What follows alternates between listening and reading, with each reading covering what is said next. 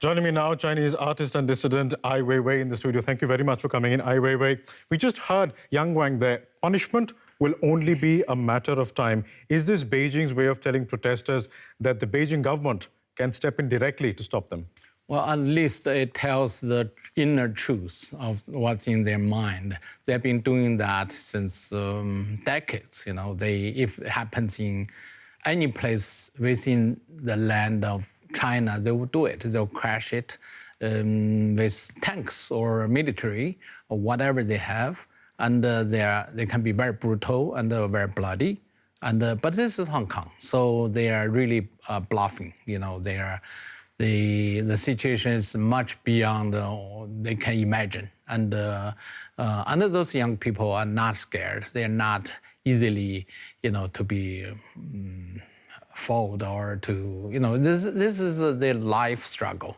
So do you mean a situation like the 1989 Tiananmen Square protests would not happen in Hong Kong? I would not say it will not happen. I predict it can happen, but or have a heavy cost on China. And that may become an opportunity for China to change.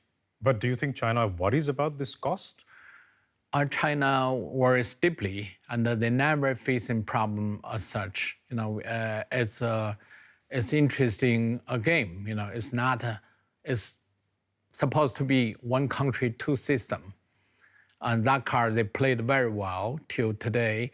The one system demand its own more like independency and more clearly about their identity. So China is really facing problem.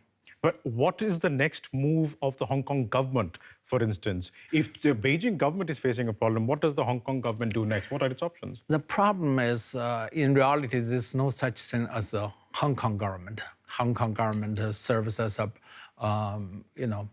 puppy for central government, and whatever it does is really a direction from the central government. So they're just trying to delay and trying to let the demonstration seize itself, but it will not happen like that. From everything that you're saying, it would appear that the young protesters have the upper hand on the government, on the streets of Hong Kong.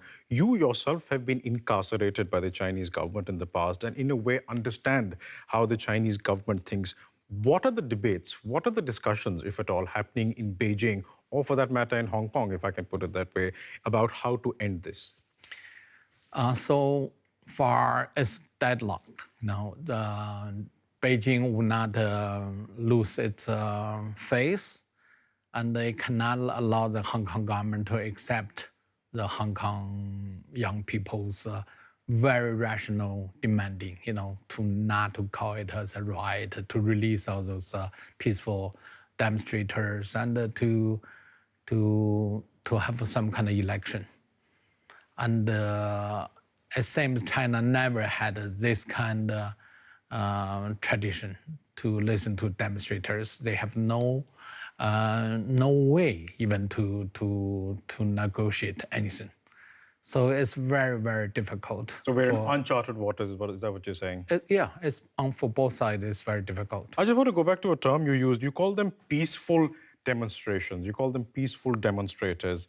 Based on everything that we've seen in the past few weeks, and particularly last night's violence, in which you had the protesters surrounding police buildings, would you still call the protesters peaceful? I would call it peaceful because on the other side, you can see the use violent guns, shooting people and arrest thousands protesters.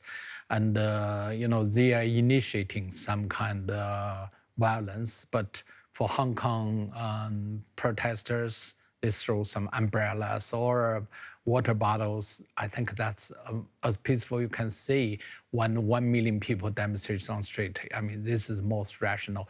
They even clean up the street after demonstration. I just want to ask you, these protests have been carrying on for about 9 weeks now.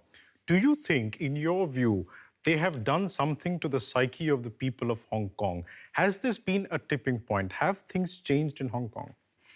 I think Hong Kong cannot afford to have demonstrations like that. They have most important companies stays in China, which have deals with stays in Hong Kong, have great deals working with China. So it's very crucial. And for those young people, they have nothing to lose. There is a generation realize freedom guarantee their life quality, and this is what they want. So there's no way they can back off. We'll leave it there for the time being. Ai WeiWei, thank you so much for coming into the studio and speaking to us. Wow.